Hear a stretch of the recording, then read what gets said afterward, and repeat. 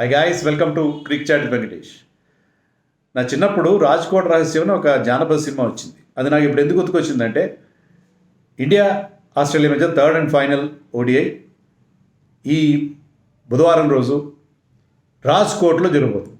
అయితే ఈ రాజ్కోట్కి ఏం రహస్యం లేదు. రాజ్కోట రహస్యం సినిమా ఉంది కానీ రాజ్కోట్ విషయంలో రహస్యం ఏం లేదు. It is an open secret. అక్కడ pitch will be full of runs. Stadium పక్కనే ఉన్న గ్రాండ్ ట్రంక్ రోడ్ ఎలా ఉంటుందో ఇది కూడా పిచ్ కూడా అలాగే ఒక హైవే లాగా ఉంటుంది, ఫుల్ ఆఫ్ రన్స్. ఎందుకంటే ఇప్పటి వరకు 3 వన్డేస్ అక్కడ జరిగితే దాంట్లో 6 ఇన్నింగ్స్ ఉంటాయి కదా, మూడు వన్డేస్లో 4 సార్లు టీమ్స్ 400 క్రాస్ చేసి. By that you can understand the kind of pitch. Last time ఇక్కడ ఇండియా ఆస్ట్రేలియా ఆడినప్పుడు ఇండియా 340 చేశారు ఫస్ట్ బ్యాటింగ్ చేసి. ఆస్ట్రేలియా ఆల్మోస్ట్ చేజ్ డౌన్ చేసినంత పని చేసింది, 304 చేశారు. So this is going to be that kind of pitch. So అలాంటి pitch పైన ఈసారి ఎందుకో మరి ఇండియాకి బ్యాట్స్మెన్కి మంచి ప్రాక్టీస్ ఉండాలనుకున్నారేమో. ఏవైతే వరల్డ్ కప్ వెన్యూస్ లేవో అక్కడ మ్యాచ్లు జరిపిస్తున్నారు. ఆ 3 వెన్యూస్, మొహాలి కానీ, ఇందోర్ కానీ, ఇప్పుడు రాజ్కోట్ కానీ, 3 కూడా బ్యాటింగ్ ప్యారడైజ్ లాంటివి. సో అలాంటి పిచ్ల పైన జరిపిస్తున్నారు. That is in a way good. మన బ్యాట్స్మెన్ మంచి ప్రాక్టీస్ అవుతుంది, మనతో పాటు ఆస్ట్రేలియన్ బ్యాట్స్మెన్ కూడా మంచి ప్రాక్టీస్ అవుతుంది. సో అది పరిస్థితి. ఆస్ట్రేలియా ఎప్పుడు వైట్ వాష్ చేయలేదు, ఆస్ట్రేలియాని ఎప్పుడు ఇండియా వైట్ వాష్ చేయలేదు. So this is a grand opportunity for them. ఇంకా వరల్డ్ కప్ 10 రోజులు అంటే మన మ్యాచ్ కొంచెం టైం ఉంది, 8వ తారీఖు వరకు ఇదే ఆస్ట్రేలియాతో ఆడతాం. సో 10-12 రోజుల్లో మనం ఆడబోయే ముందు మరి ఒక 3-0 వైట్ వాష్తో ఆస్ట్రేలియా మీద గెలిస్తే our morale will be sky high. At the same time expectations also will be sky high. So whatever, India will enjoy this position. Series అయితే గెలిచేశారు, పెద్ద టెన్షన్ ఉండదు. And big guns are returning. Rohit కెప్టెన్గా, విరాట్ కోహ్లీ కూడా టీంలోకి వస్తున్నాడు. అలాగే అటుపక్క ప్యాట్ కమిన్స్ లీడ్ చేస్తాడు. మిచెల్ స్టార్క్ అండ్ మ్యాక్స్వెల్ కూడా are suppose to play this match.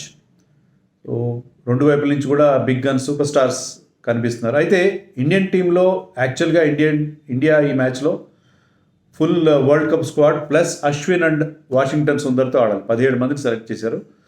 World కప్కి ఎవరైతే 15 మంది సెలెక్ట్ అయ్యారో వాళ్ళు plus Washington Sundar and Ashwin, వీళ్ళు ఉండాలి. కానీ ఏమైందంటే రోహిత్ శర్మ ప్రెస్ని అడ్రస్ చేశాడు బిఫోర్ దిస్ మ్యాచ్. దాంట్లో అతను కొన్ని గమ్మత్తైన, అంటే కొన్ని షాకింగ్ న్యూస్ ఏం కాదు, చెప్పిన విషయం ఏంటంటే Shubman Gill, Shami and Shardul Thakur are going back, ఇంటికి వెళ్ళిపోతున్నారు. హార్దిక్ పాండ్యా ఇక్కడికి రావడమే లేదు, రాజ్కోట్ రానే లేదు. సో 4 మిస్ అయ్యారు. అక్షర్ పటేల్ ఇంకా ఇంజర్డ్, అతను ఈ మ్యాచ్ ఫిట్గా లేడని ఆల్రెడీ మనకు వార్తలు వచ్చినాయి. సో 4 లేరు, 5 లేరు, అంటే 10 మంది మిగిలారు. ఇంకో 2 ఎవరు, వాషింగ్టన్ సుందర్, అశ్విన్ మిగిలారు. రోహిత్ శర్మ మాకు 13 ప్లేయర్స్ టు పిక్ ఫ్రమ్ అని చెప్పాడు, కానీ యాక్చువల్గా నాకు 12 కనిపిస్తున్నారు, 12 మంది కనిపిస్తున్నారు. సో వాళ్ళ నుంచే పికప్ చేయాలి. రుతురాజ్ గైక్వాడ్ వాళ్ళు లేరు ఈ మ్యాచ్లో. అందులో వాషింగ్టన్ సుందర్ కూడా మరి రేపే ప్రయాణం వాళ్ళకి. ఏషియన్ గేమ్స్ వెళ్ళే టీంలో వాషింగ్టన్ సుందర్ ఉన్నాడు, తర్వాత రుతురాజ్ ఉన్నాడు. మరి వాషింగ్టన్ సుందర్ అవైలబుల్ ఉన్నాడో లేదో తెలియదు. అలా అయితే ఇంకా సంఖ్య తగ్గిపోయి 11 మిగులుతారు. సో ఇండియన్ టీంలో ఎవరు ఉంటారు, ఎవరు లేరు నాకు అర్థం కావట్లేదు. సో శుభ్మన్ గిల్, శార్దుల్ ఠాకూర్, షమి వెళ్ళిపోవడానికి అర్థంతరంగా వాళ్ళు టీంలో ఒరిజినల్గా ఉన్న ఏంటి కారణం ఏంటి? వైరల్ స్ప్రెడ్ అయింది టీంలో, అందుకని అని కొంచెం ఇండైరెక్ట్గా చెప్పాడు. వైరల్ ఉంది, దాంట్లో మనం ఎవరికి ఛాన్సెస్ తీసుకోవట్లేదు అని చెప్పాడు. బహుశా వాళ్ళకి ఏమైనా వైరల్ ఫీవర్ వచ్చిందేమో. వైరల్ ఫీవర్ వస్తే అందరికీ తగులుకుంటుంది. అందుకని ముందు జాగ్రత్తగా వాళ్ళని పంపించారేమో. సో ఎవరికి వచ్చింది ఏంటో ఏం చెప్పలేదు, ఎందుకంటే వరల్డ్ కప్ ముందు ఇలాంటి న్యూస్లు కొంచెం ఆందోళన కలిగిస్తాయి. So as a utmost precaution వాళ్ళని వెనక్కి పంపిస్తున్నట్టుగా చెప్పారు. ఎవరికి వచ్చింది ఏంటో తెలియదు. మరి let us hope that everybody is fit and healthy. Hardik Pandya కూడా రావట్లేదు, పర్సనల్ రీజన్. పర్సనల్ రీజన్ ఎందుకు ఉంటుంది అబ్బా, నాకు అర్థం కాదు. పర్సనల్ రీజన్ ఏంటి? ఇప్పుడు హార్దిక్ పాండ్యా ఆడాలి, ఎందుకంటే ఆల్రౌండర్ రెస్ట్ ఇవ్వాలి. నన్ను అడిగితే ఆల్రౌండర్ బౌలింగ్, బ్యాటింగ్, అందులో ఫాస్ట్ బౌలర్ కదా, రెస్ట్ ఇవ్వాలి.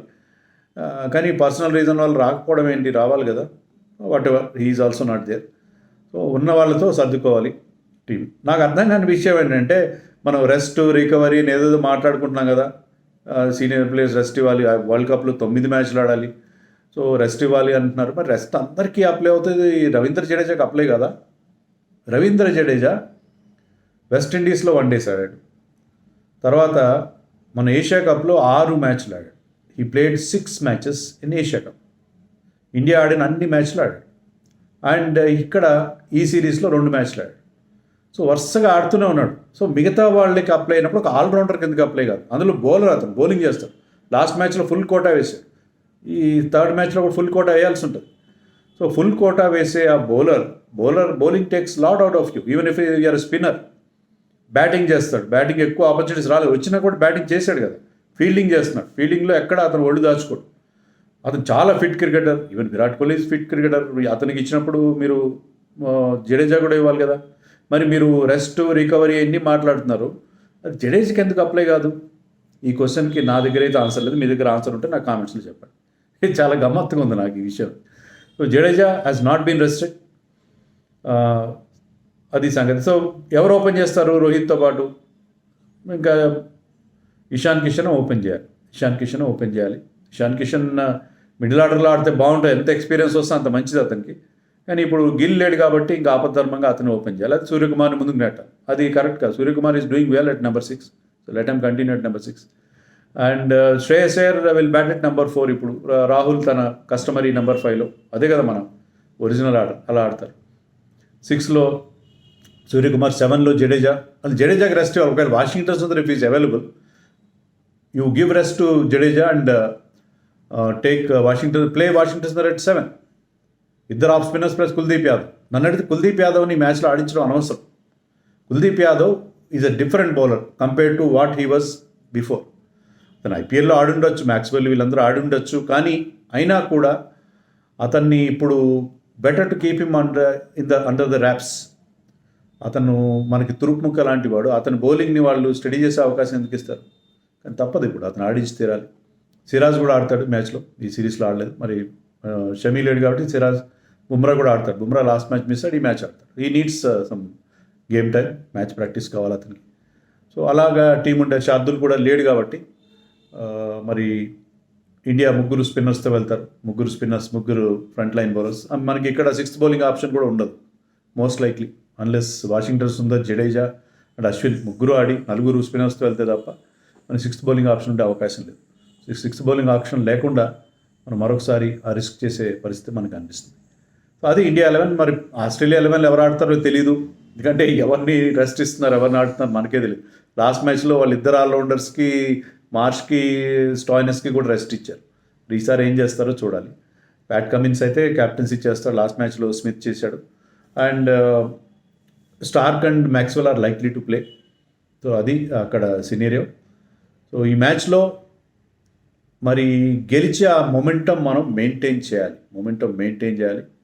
విరాట్ కోహ్లీకి ఆపర్చునిటీస్ ఇవ్వట్లేదు అని ఫ్యాన్స్ చాలా వరీ అవుతున్నారు. అదేం లేదు. విరాట్ కోహ్లీకి రెస్ట్ ఇవ్వడం అని కాదు, కానీ కొంతమంది వేరే ప్లేయర్స్కి టెస్ట్ చేద్దాం అన్నట్టుగా విరాట్ కోహ్లీ కూడా వెళ్ళి పూజలు చేసుకొచ్చి బాగా మెంటల్గా కూడా రిలాక్స్ ఇచ్చాడు. So relax Virat Kohli is always dangerous. So Virat Kohli and Rohit Sharma వాళ్ళ ప్రెజెన్స్తో వాళ్ళు కూడా మంచి రన్స్ చేస్తే ఇండియాకి ఇంకా ఎలాంటి ఇబ్బందులు ఉండే పరిస్థితి ఉండదు. సో ఇండియా అన్ని బాక్సెస్ టిక్ అవుతాయి. So let us hope they will also score big runs on that pitch. Batting చేయాలా ముందు బౌలింగ్ చేయాలా? ముందుగా బౌలింగ్ చేయడమే కరెక్ట్, ఎందుకంటే డ్యూ ఫ్యాక్టర్ కూడా ఉండే ప్రమాదం ఉంది. Plus chasing can be easy on that ground. వర్షం ప్రమాదం అయితే లేదు, పార్ట్లీ క్లౌడీ అని ఉంది వర్షం ప్రమాదం. ఈ వర్షం మనని శ్రీలంక నుంచి వెంబడిస్తుంది. బట్ లెట్ us hope ఒక డ్రైగా ఉండొచ్చు, హాట్గా ఉంటుంది అక్కడ. సో ముందు బౌలింగ్ చేయడం బౌలర్స్ కొంచెం కష్టమే, కానీ చేసింగ్ చేసి గెలిస్తే నథింగ్ లైక్ ఇట్. ఏమంటారు?